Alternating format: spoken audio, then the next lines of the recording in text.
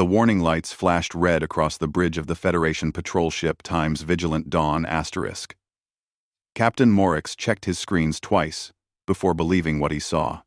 A new ship had appeared at the edge of their space, moving slowly through the void between stars. Unknown vessel. This is Captain Morix, of the Galactic Federation. He spoke into his communication device. You have entered Federation territory.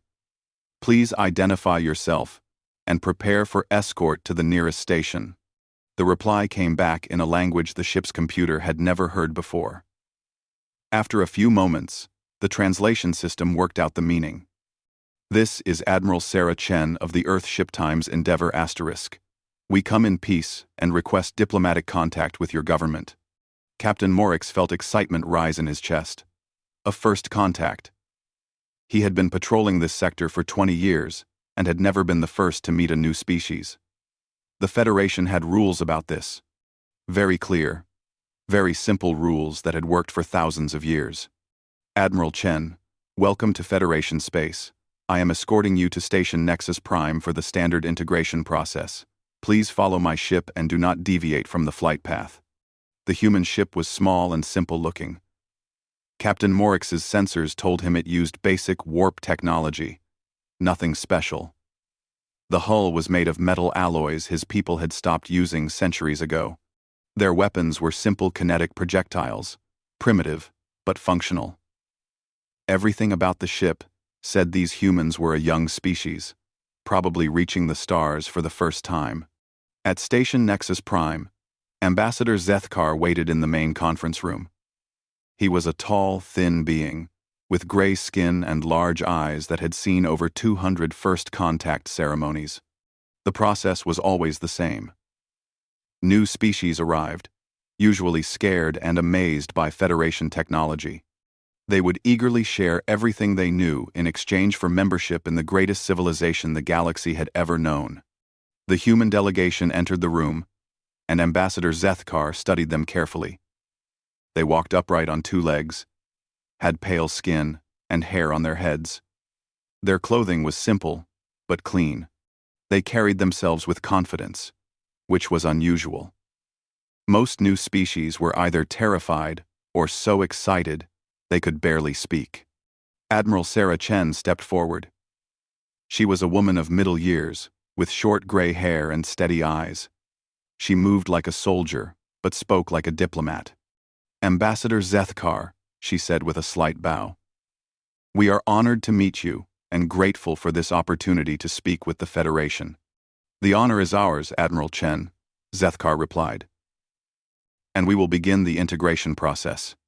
Admiral Chen sat down across from him, flanked by two other humans. One was clearly a scientist. The other looked like a military officer. They all seemed calm and alert. The Federation has developed a very effective process for integrating new civilizations, Ambassador Zethkar explained. First, we conduct the revelation process. You will provide us with complete information about your technology, your military capabilities, your scientific knowledge, and your industrial capacity. This helps us determine how your people can best contribute to the Federation. Admiral Chen nodded politely. We understand your standard procedure, Ambassador. We have studied your public communications and have great respect for what the Federation has accomplished. Excellent, Zethkar said, activating a recording device. Admiral Chen was quiet for a moment. She looked at her companions, then back at the ambassador. When she spoke, her voice was calm and clear. We respectfully decline, Ambassador. The words hung in the air like a physical thing. Ambassador Zethkar stared at the human woman, certain he had misunderstood. The translation system must have made an error. No species had ever refused the revelation process. It was not just tradition. It was unthinkable. I apologize, Admiral. Could you repeat that? We decline to share our complete technological information, Admiral Chen said again. We appreciate the Federation's procedures. But Earth's government has voted unanimously on this matter. We will gladly share basic scientific knowledge for mutual benefit. We want to participate in cultural exchanges and honor all peace treaties. However, our complete technological capabilities will remain classified. Ambassador Zethkar felt something he had never experienced in 2 centuries of diplomacy: complete confusion. He looked around the room as if expecting someone to explain what was happening. His assistants stared at their recording devices, unsure if they should continue taking notes. "Admiral Chen," he said slowly, "perhaps you do not fully understand. The revelation process is not optional. It is required for all species seeking Federation membership. Without this information, we cannot determine your threat level, your potential contributions, or your appropriate place in our civilization." The human admiral smiled. It was not a mocking smile or an angry one. It seemed genuinely friendly, which somehow made it more disturbing. "We understand completely, Ambassador. We have no desire to cause difficulties. But our answer remains the same. Then you understand that without compliance, you cannot join the Federation. Your species will be restricted to your home system. Trade will be limited. Cultural exchange will be minimal." "We understand the consequences," Admiral Chen replied. Ambassador Zethkar felt panic rising in his chest. This was impossible. In 3,000 years of Federation history, every single species had eagerly shared their knowledge. Some had tried to hide military secrets at first, but all had eventually complied. It was the foundation of galactic peace. "Admiral," he said, trying to keep his voice steady, "perhaps you need time to consult with your government. This decision seems hasty."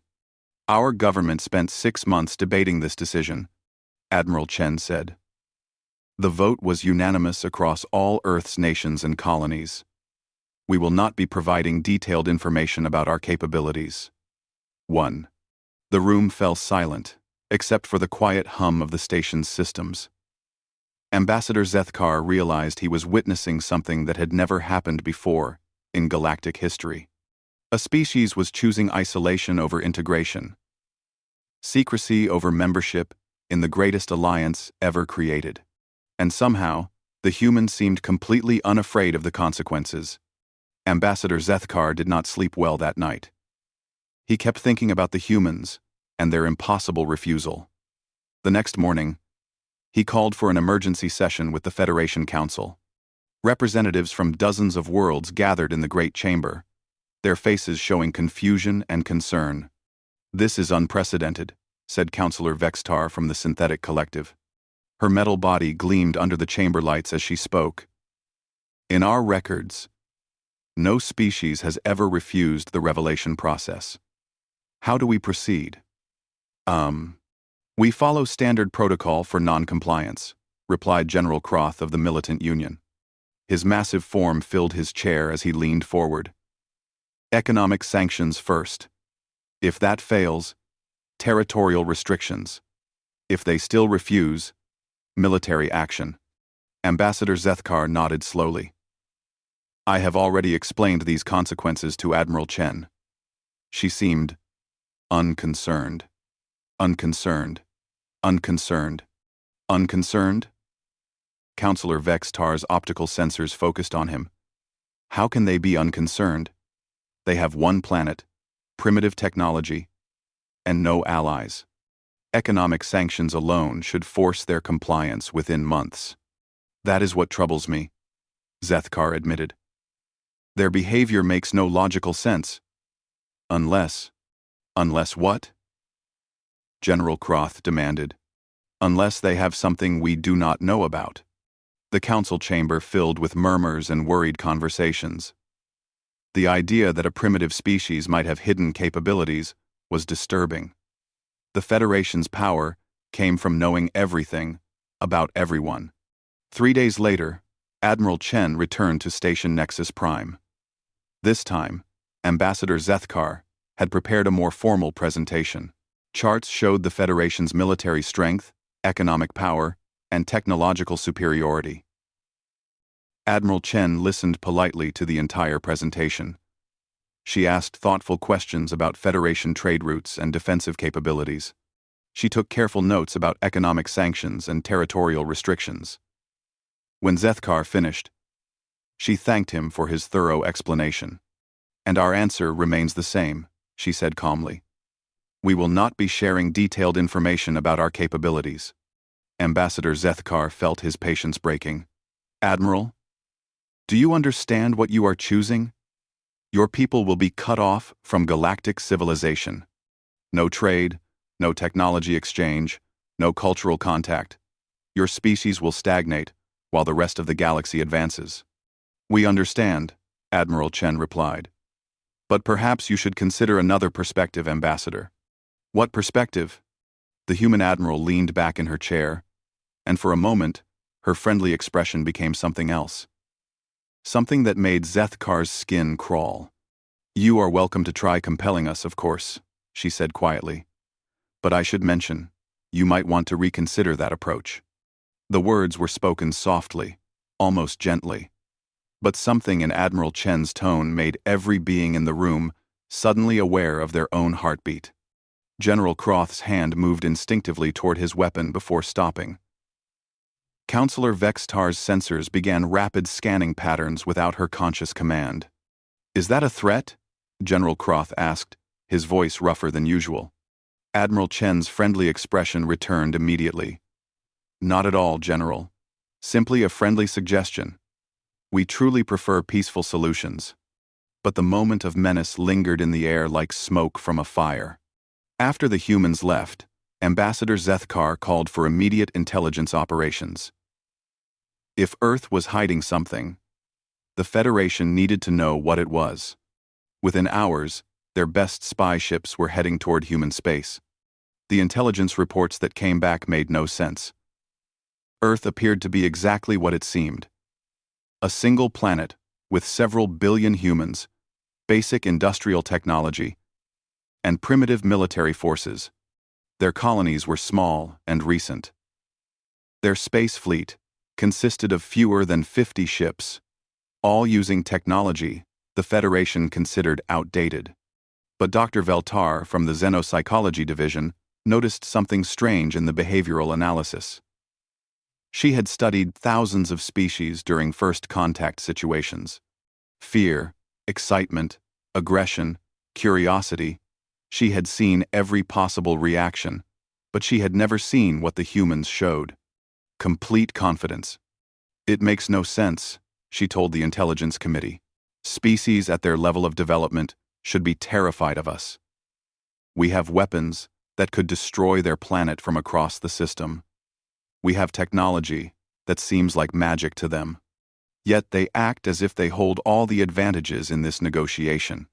Perhaps they are simply too primitive to understand the danger," suggested Agent Clix from the Intelligence Service. "No," Dr. Veltar said firmly. "They understand perfectly." Admiral Chen asked very specific questions about our military capabilities and defensive strategies. "She knows exactly how powerful we are, but she is not afraid." The mystery deepened when the Federation tried routine surveillance of the Sol system. Their most advanced spy drone approached Earth's orbital space and simply disappeared. No explosion, no debris, no distress signal. One moment it was there. The next, it was gone. 12 hours later, Ambassador Zethkar received a message from Admiral Chen. The text was polite and friendly. "Dear Ambassador, we have rescued the crew of your surveillance drone. They are unharmed and will be returned to you shortly. However, we must insist that you discontinue unauthorized surveillance of our territory. We value our privacy and hope you will respect our wishes in this matter. With friendship, Admiral Sarah Chen." The drone appeared at the edge of Federation space exactly where Admiral Chen had promised. Its crew was alive and healthy, but had no memory of what had happened. The drone's computers had been completely wiped except for navigation data and one additional message. "Humanity values its privacy. Thank you for understanding." Ambassador Zethkar stared at the message for a long time. How had the humans detected their most advanced stealth technology? How had they captured the crew without harming them? And how had they erased specific memories while leaving everything else intact? More troubling still was the tone of the messages. The humans wrote like parents dealing with misbehaving children. There was no anger, no threats, just gentle correction and patient instruction. As if humanity considered the Federation to be the less advanced civilization. That night, Ambassador Zethkar sent an encrypted message to the Federation's highest security council. For the first time in his career, he recommended that first contact be classified as a potential threat to galactic security. The humans were hiding something. And whatever it was making them confident enough to defy the most powerful alliance in the galaxy. Dr. Veltar worked through the night, surrounded by data screens showing every detail the Federation had gathered about humanity. Sleep was impossible. The human puzzle consumed her thoughts like an itch she could not scratch. Something was very wrong with the intelligence reports. The numbers did not match the behavior. She pulled up the scan results from human ships again. The Federation's sensors were the most advanced in the galaxy, capable of analyzing matter down to the quantum level. According to these scans, human vessels were built from simple metal alloys, titanium, steel, aluminum, basic materials that the Federation had stopped using when they developed quantum-bonded composites. But Dr. Veltar noticed something odd in the detailed readings. The metal signatures kept shifting slightly, as if the scanners could not quite decide what they were looking at. She had never seen readings like this before. She opened another file, biological scans of the humans themselves, standard carbon-based life forms, exactly what their appearance suggested. Brain patterns showed normal neural activity. Genetic markers indicated typical evolutionary development. Everything looked completely ordinary, except for one thing that made her skin crawl. When Federation telepaths tried to read human minds, they found nothing. Not resistance, not mental shields, but absolute emptiness. As if human consciousness existed in a space that Federation science could not touch. "Computer, show me historical records of telepathic blanks," she commanded. The system searched for several minutes before responding. No records found of complete telepathic nullification in conscious beings. Dr. Veltar leaned back in her chair. In 3,000 years of contact with countless species, they had never encountered minds that simply could not be read. Some species had natural mental defenses. Others could be taught to shield their thoughts. But humans seemed to exist in a mental void that defied explanation. Her research was interrupted by an urgent communication from the Security Council. Admiral Thex, the Federation's chief intelligence officer, appeared on her screen. His blue-scaled face showed unusual tension. "Dr. Veltar, I need your analysis on the human situation immediately. We have a problem." "What kind of problem, Admiral?" "The FSV Times, Silent Observer Times, was dispatched for deep reconnaissance of the Sol system 3 days ago. It never reported back." Dr. Veltar felt ice in her stomach.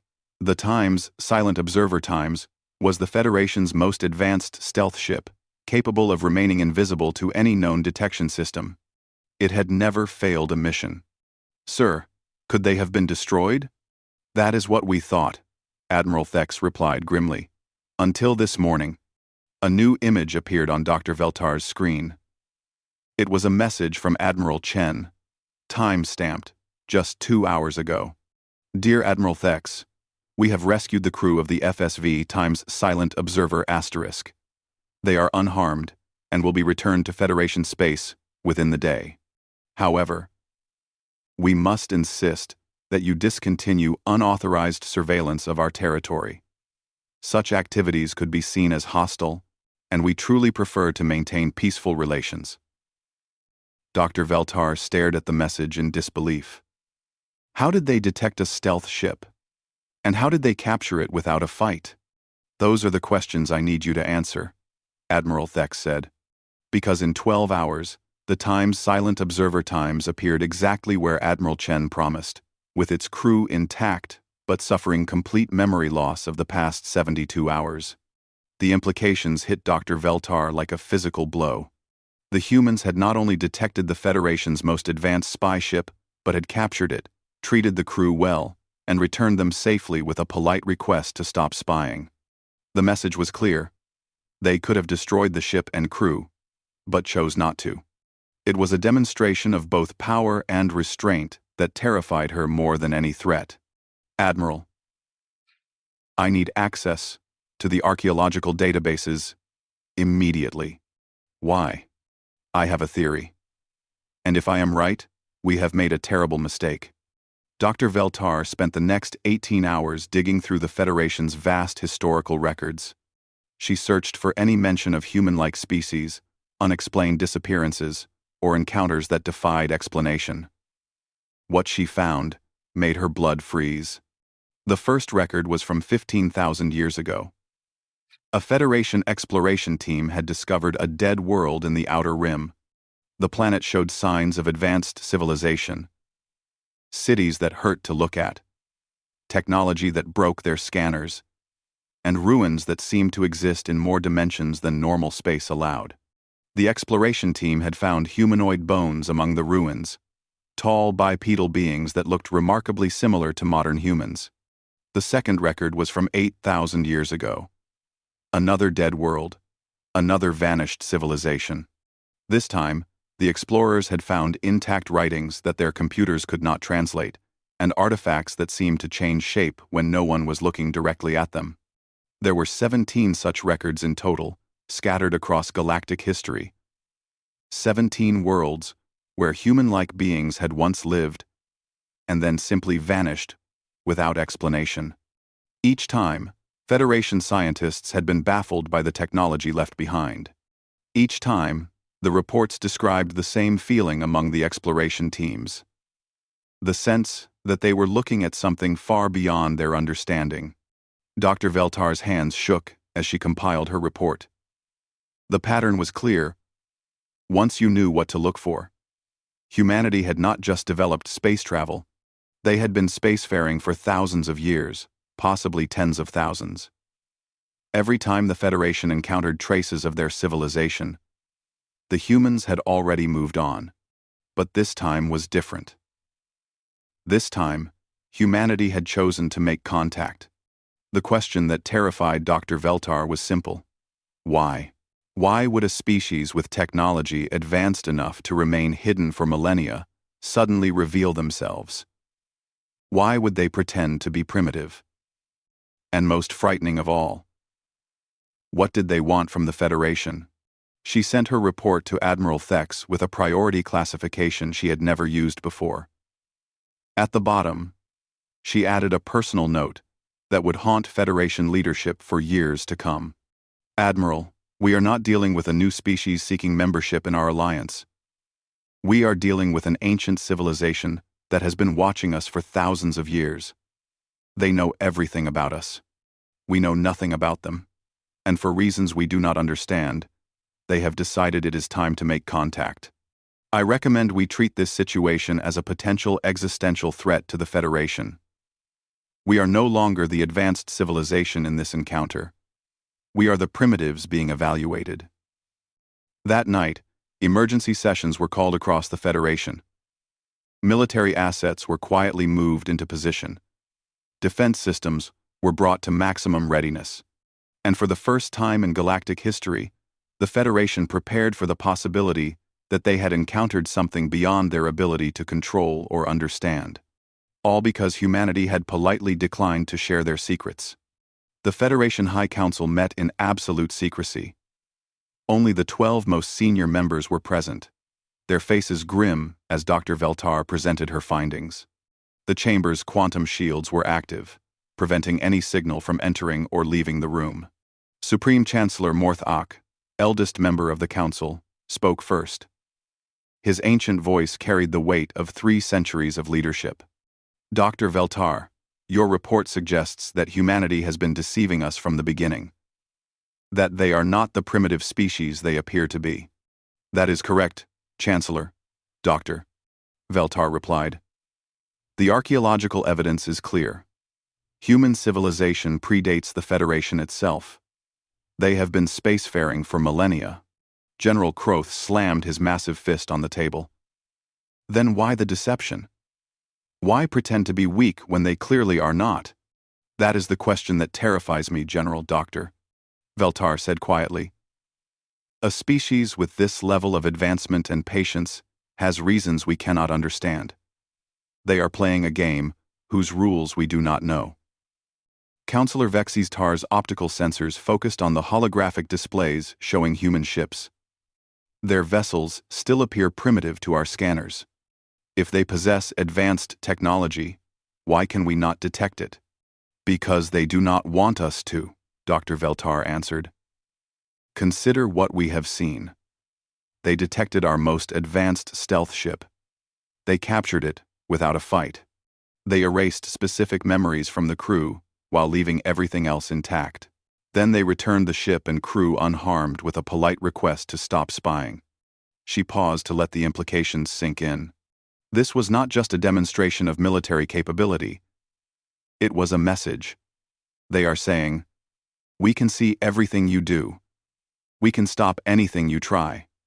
But we choose to be gentle. The council chamber fell silent, except for the hum of life support systems. Finally, Chancellor Morthak spoke again. What do you recommend, Doctor? Extreme caution, Dr. Veltar replied immediately. We are dealing with a civilization that has mastered the art of appearing harmless while possessing devastating capability. They have studied us for thousands of years. They know our weaknesses, our military capabilities, our political structures. Meanwhile, we know nothing about them. Nothing? General Croth challenged. We have scanned their ships, their people, their planets. And what have those scans told us? Doctor, Veltar asked. That they appear exactly as primitive as they want to appear. Every reading, every scan, every piece of data we have gathered shows us only what they choose to reveal. Admiral Thex leaned forward. Are you suggesting our sensors are being fooled? I am suggesting that a civilization capable of remaining hidden for thousands of years has technology we cannot even imagine. Our sensors show us what they want us to see. Nothing more. 8. The discussion continued for hours, growing more heated as the implications became clear. The Federation, masters of the galaxy for 3,000 years, had encountered something beyond their understanding. Worse, that something had been watching them all along. By morning, a decision had been reached. The Federation would authorize Operation Silent Thunder, a preemptive strike against the Sol system using their most powerful weapons. It would be presented as a defensive action against a potential threat to galactic security. General Croth took command of the operation personally. Within days, the largest military force in Federation history was assembled. Ships from 12 different species, armed with quantum torpedoes, antimatter bombs, and reality-shearing weapons. If the humans possessed advanced technology, it would not save them from the combined might of the galaxy. The Armada approached the edge of human space with absolute confidence. General Croth stood on the bridge of his flagship, watching the tactical displays show their overwhelming advantage. 300 ships against fewer than 50. Advanced weapons against primitive kinetics. The outcome was certain. General, his tactical officer reported, we are approaching the outer marker of human territory. Excellent. Signal the fleet to prepare for combat operations. But as the Federation Armada crossed into human space, something began to go wrong. Not dramatically, not obviously, but in small ways that accumulated into growing unease. Navigation systems began suggesting course corrections away from Earth. Weapon targeting systems developed mysterious calibration errors. Crew members reported strange dreams about returning home to their families. Communication arrays picked up faint signals that sounded almost like voices whispering suggestions to turn around. General Croth dismissed these problems as minor technical difficulties. The Federation fleet continued toward Earth, ready to demonstrate the consequences of defying galactic authority. Then reality changed. It happened gradually, so that no one could point to the exact moment when normal space became something else. The stars looked slightly different. The readings from Earth appeared to shift without reason. Most disturbing of all, every person in the fleet became absolutely certain that continuing their mission would be a very bad idea. "General," his communications officer reported with a shaking voice, "we are receiving a transmission on all frequencies simultaneously. Put it on screen." Admiral Sarah Chen appeared on every monitor in the fleet, not just on General Croth's flagship, but on every ship in the Armada. She sat in what looked like a simple office, her expression calm and friendly. "General Croth," she said, somehow knowing exactly who she was addressing, "I think it is time we had an honest conversation." General Croth felt his confidence drain away like water through a broken container. How was she speaking to his entire fleet simultaneously? How did she know his name? And if entered, raging, and subscribe? How was she appearing on screens that were not even connected to communication systems? "Admiral Chen," he managed to say, "you are interfering with a lawful Federation military operation." Admiral Chen's smile was gentle and understanding, like a teacher speaking to a confused student. "General, there is no need for military operations. We are not your enemies. We have never been your enemies. But we cannot allow you to continue this course of action." "You cannot stop us," General Croth said, though the words felt hollow even as he spoke them. "General," Admiral Chen replied softly, "we already have." It was then that General Croth realized the truth. His weapons were offline. Not damaged, not destroyed, simply inactive. Every targeting system in the fleet was displaying the same message: unable to acquire hostile targets. Every weapon array was showing the same status: safety protocols engaged. The Federation's mighty war fleet had been rendered completely harmless without a single shot being fired. "How?" General Croth whispered. Admiral Chen's expression became infinitely sad. "We hoped it would not come to this, General.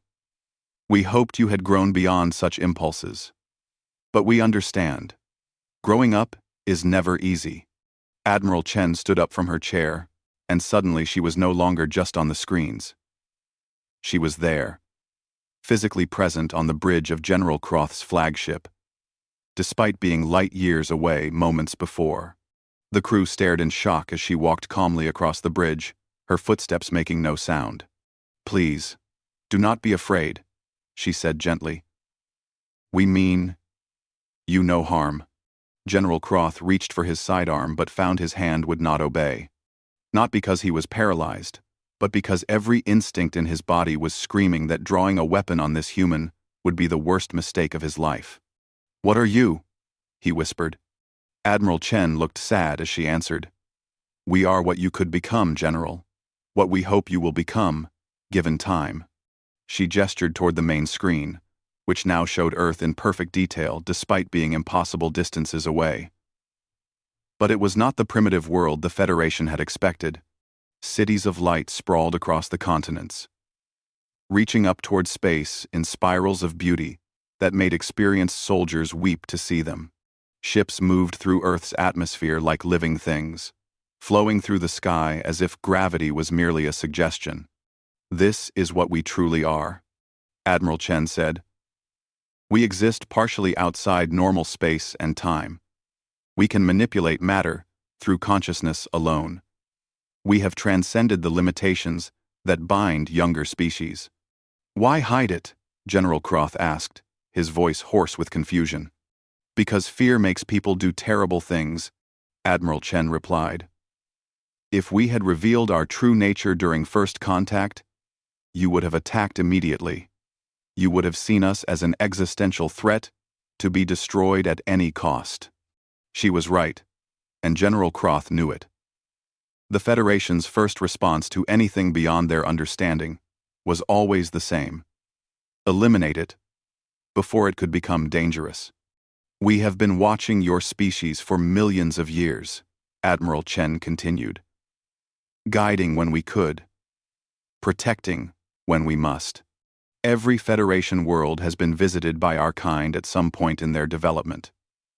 We helped you avoid the worst disasters, nudged you away from paths that led to destruction. Dr. Veltar's voice came over the communication system from another ship. The vanished civilizations in our archaeological records, those were you.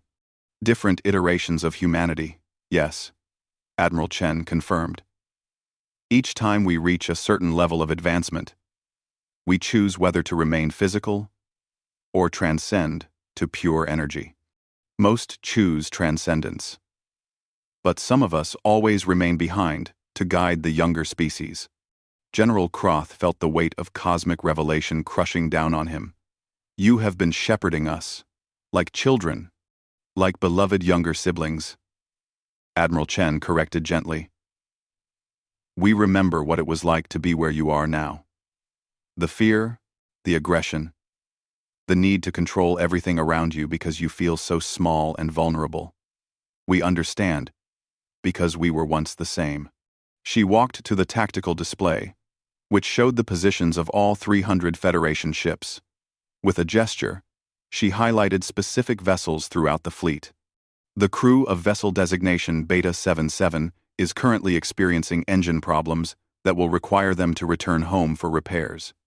The captain of vessel Theta 92 has just received urgent news that his mate is giving birth and must depart immediately. Vessel Gamma 44 has developed a critical shortage of medical supplies and must resupply. As she spoke, reports came flooding in from across the fleet. Ships were developing exactly the problems she described. Not dangerous failures, but urgent issues that required immediate departure from the battle zone. How are you doing this? General Croth demanded. We exist in more dimensions than you can perceive, Admiral Chen explained. Time flows differently for us. We can see the threads of probability and gently encourage certain outcomes. Your crews are not being forced to leave. They are being presented with genuinely urgent situations that require their attention. Within an hour, General Croth's mighty armada had been reduced to 12 ships. Not through destruction or violence, but through perfectly reasonable circumstances that required most of the fleet to depart on emergency missions. This is impossible, General Croth said, though he was watching it happen. General, your people have a saying. Any sufficiently advanced technology is indistinguishable from magic. What you are seeing is not magic. It is simply science that your species has not yet discovered. Admiral Chen returned to her chair, which had somehow appeared on the bridge during their conversation. She looked at General Croth with infinite patience. We are offering you a choice, General. The same choice we offer every species when they reach this level of development. You can continue trying to solve your problems through force and control, or you can begin learning to solve them through wisdom and cooperation. And if we choose force? Admiral Chen's expression became infinitely sad. Then we will continue to protect you from the consequences of your choices until you grow wise enough to make better ones. Your weapons will malfunction when aimed at civilian targets. Your wars will end in stalemates that force negotiation. Your leaders will find themselves overwhelmed by sudden urges to seek peaceful solutions. She stood up again, preparing to leave. We do not rule through power, General. We guide through example. We protect through presence. And we respect free will above all else. But we will not allow violence to spread beyond your own species. The galaxy is too precious to risk. General Croth found his voice one last time. What do you want from us? Admiral Chen smiled, and for the first time, it was not sad. We want you to grow up, General. We want you to become the kind of civilization that solves problems through wisdom instead of weapons. We want you to reach the point where you no longer need guardians. She began to fade from view like morning mist. When that day comes, we will welcome you as true equals. Until then, we will be watching, and we will be here to guide you when you are ready to learn. The Federation fleet found itself gently but irresistibly guided back to their home systems. Their weapons remained permanently modified, to be incapable of targeting civilian populations. Their military strategies inexplicably shifted toward defensive rather than offensive capabilities. Most importantly, their leaders found themselves overwhelmed by a sudden understanding that the galaxy was much larger and more complex than they had ever imagined. Humanity had revealed their secret at last. They were not hiding advanced technology. They were hiding advanced wisdom. And they were offering to share it with any species mature enough to receive it. The Federation would never be the same. But for the first time in their history, they had hope of becoming something better than what they were. And in the depths of space, Admiral Sarah Chen smiled as she watched over her cosmic family. Patient as only immortals could be, waiting for the day when guidance would no longer be needed.